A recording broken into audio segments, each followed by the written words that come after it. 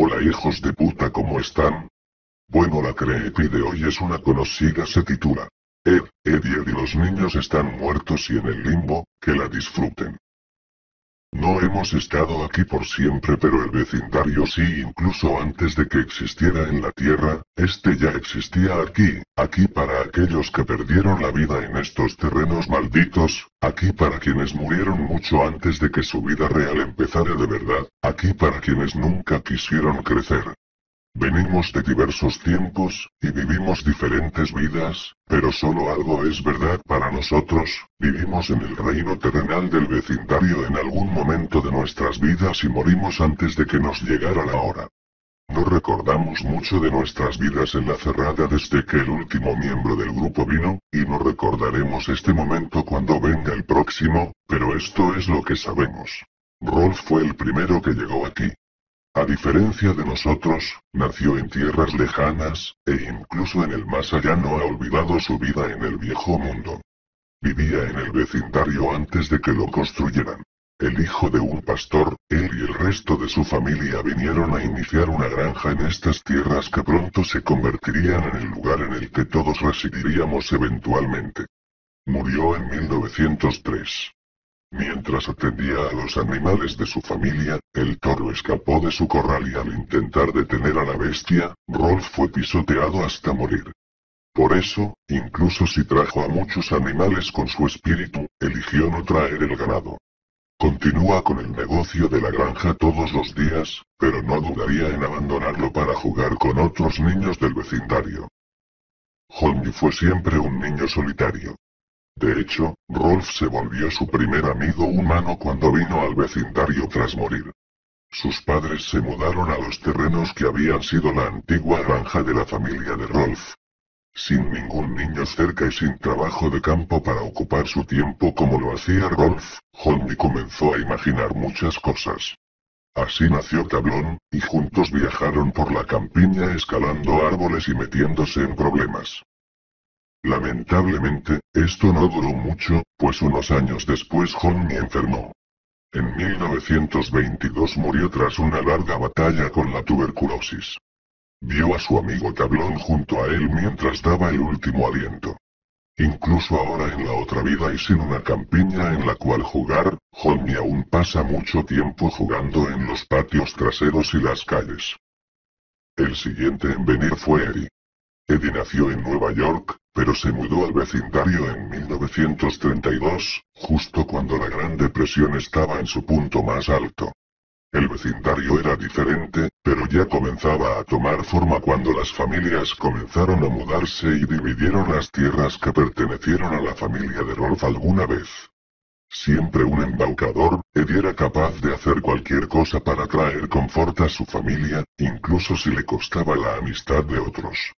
Eddie murió en 1939, tras que uno de sus planes para llevar a cabo una estafa falló. Se ahogó tratando de cruzar el río local, mientras huía de un grupo de niños enojados a los cuales intentó engañar. Incluso en la otra vida, sigue persiguiendo al poderoso dólar. Sarah y él llegaron poco tiempo después de que eso ocurriera. Para finales de los 40, el vecindario ya casi tenía la forma de los clásicos desarrollos suburbanos que se volvieron populares tras la Segunda Guerra Mundial. Como hermanos creciendo en el caos de la Segunda Guerra, tenían muchas formas de escapar de sus vidas como hijos de un soldado muerto y una madre trabajadora.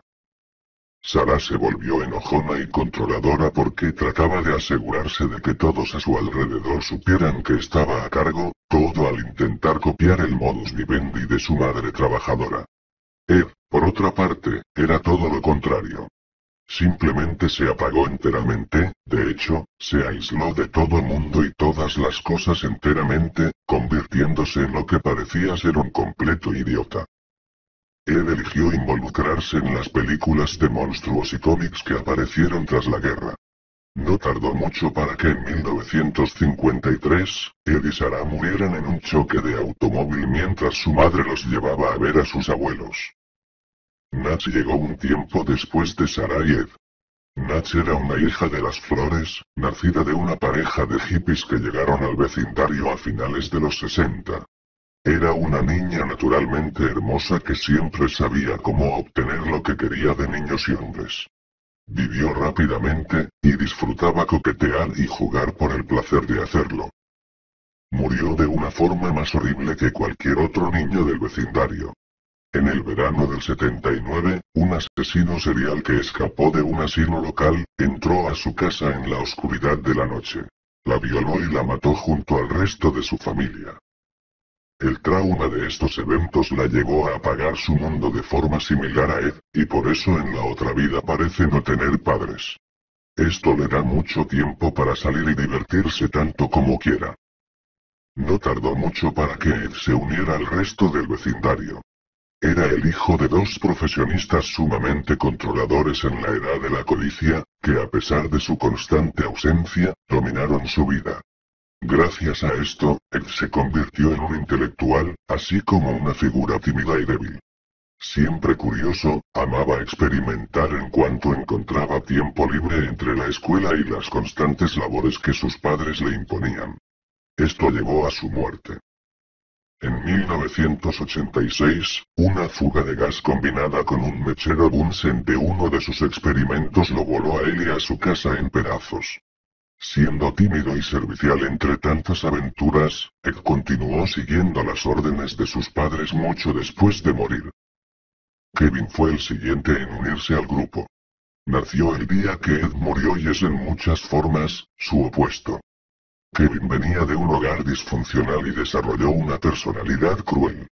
En vida, era el chico cínico y furioso que abusaba de otros niños. Su abusivo padre nunca le prestó atención en la vida, y acabó de hecho, con ella. En una furia ebria, su padre lo molió a golpes tras que Kevin intentó confrontarlo. Murió en su camino al hospital en el invierno de 1999. Su padre pasó el resto de la vida en prisión. En el más allá, Kevin cambió todo al grado opuesto.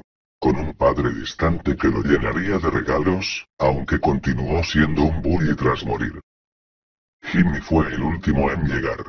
Murió en el 2000, no mucho después de mudarse a la casa en que el padre de Kevin vivía. Tenía leucemia desde que apenas aprendió a caminar. Así, siempre fue enfermizo y jamás logró acercarse a otros niños gracias a sus padres sobreprotectores. Vivió sus días en un pequeño cuarto, completamente aislado al mundo exterior. Por un tiempo vivió agonizando, pero finalmente sucumbió ante su eterna enfermedad. Las hermanas crueles son diferentes del resto de los habitantes. Nunca existieron en la Tierra. De hecho, son hijas de demonios no muy distintas a las súcubos de la mitología humana. Parecen poseer habilidades imposibles, como la capacidad de aparecer instantáneamente en cualquier lugar. Fueron enviadas del infierno para atormentar a las almas torturadas del vecindario. Sorprendentemente, sienten atracción hacia los Edge por razones desconocidas, aunque se especula que al ser los más débiles del vecindario, los ven como blancos fáciles.